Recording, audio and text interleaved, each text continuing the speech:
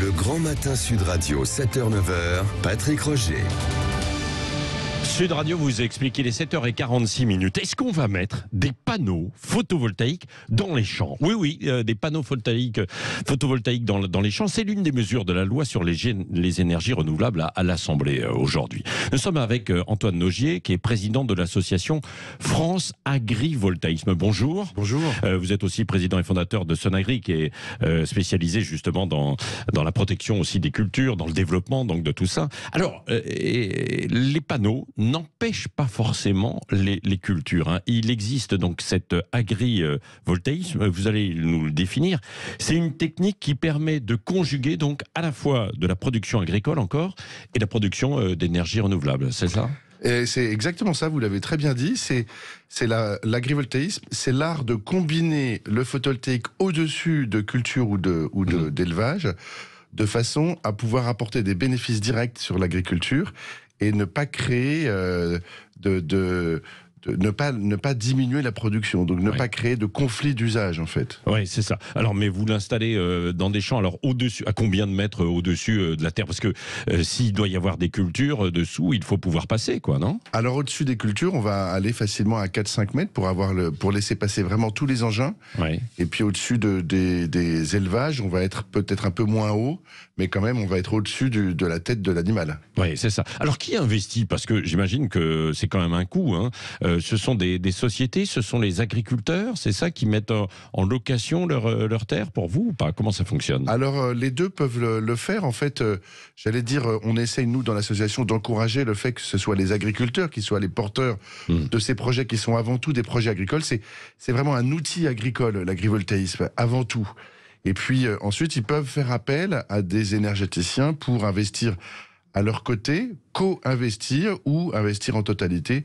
Tous les modèles existent. Mais ce qui est important de voir, c'est que c'est l'agriculteur qui est le maître de son destin et de son projet. Ouais. Moi, je me pose une question quand même. Si vous mettez des panneaux au-dessus des terres, est-ce que le soleil va continuer de rayonner sur ces terres ? Est-ce que la pluie va tomber ? Comment faites-vous, quoi, très concrètement, hein ? Alors, c'est exactement ça le sujet. Oui. A priori, ce sont deux systèmes qui sont en concurrence, puisque le soleil est le même pour la photosynthèse ou pour les panneaux, mais vous ne pouvez pas le capter deux fois.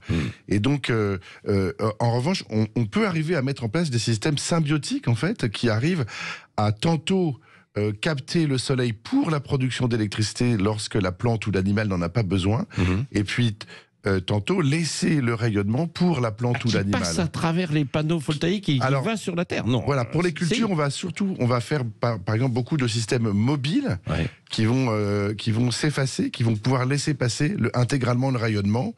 Et puis pour l'élevage, on va pouvoir faire des systèmes mobiles ou des systèmes fixes, mais suffisamment espacés dans ce cas-là pour avoir un rayonnement important qui arrive sur le sol. Et pour l'eau ?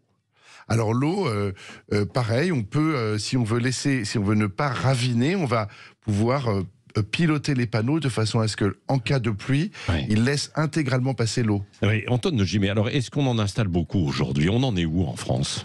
On en est au début, mais le potentiel est très important pour une raison qui est celle du changement climatique. Le changement climatique, on l'a vu à Noël, il faisait 20 degrés, c'est ahurissant, et le changement climatique demande des nouveaux moyens de protection climatique pour l'ensemble des systèmes agricoles, et pour cette raison-là, et aussi pour la raison évidemment de la transition énergétique, il y a des besoins considérables de nouvelles formes de protection de l'agriculture. Ouais, bon, on en est qu'au tout début. Est-ce qu'il y a des terres plus que d'autres qui sont visées ? Par exemple, il y a quelques jours, j'avais des témoignages de viticulteurs dans la région de Bordeaux, au sud de Bordeaux, en se disant on va arracher les pieds de vigne parce qu'aujourd'hui, ce n'est plus rentable. Est-ce que là, on peut installer du photovoltaïque et puis quand même continuer de cultiver dessous, par exemple, quoi ? Alors la viticulture est un très bon exemple, l'arboriculture aussi, parce qu'on arrive avec la viticulture à ralentir la maturation du raisin qui est maintenant trop rapide, à protéger contre le gel et contre la grêle, et donc à pouvoir maîtriser la qualité du raisin et du sucre pour avoir vous savez qu'on a des vins de plus en plus alcoolisés à cause du changement climatique. On arrive à réduire et à limiter ce degré d'alcool. Bon, ça coûte combien quand même d'investir pour un champ ? Allez, je sais pas moi, un champ d'1 hectare. Et c'est selon les technologies et le type d'agriculture, c'est entre 500 000 et 800 000 euros l'hectare. Ah, quand même. Ouais, 500 000 à 800 000. Et donc là, l'investissement, c'est plutôt l'énergéticien qui va le... Oui. Alors, d'abord, il y a les banques au milieu qui peuvent un peu comme un bien immobilier, vous pouvez emprunter quand même une somme considérable. Bien sûr. Mais il restera quand même 150 000 euros à peu près de fonds propres à mettre.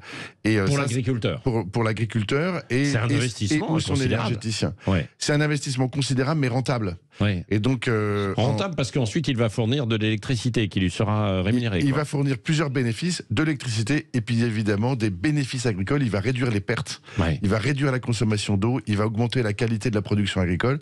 Et donc l'ensemble de ces bénéfices fait que c'est un investissement même très rentable. Ouais. Bon bah écoutez, c'est à suivre. Merci en tout cas de toutes ces explications. Merci. Antoine Nogier d'être venu ce matin au micro Sud Radio, président de l'association France Agrivoltaïsme. Et je vous invite, si vous voulez en savoir plus, à aller sur les différents sites internet évidemment pour connaître cette nouvelle technique. Merci Alexandre Nogier.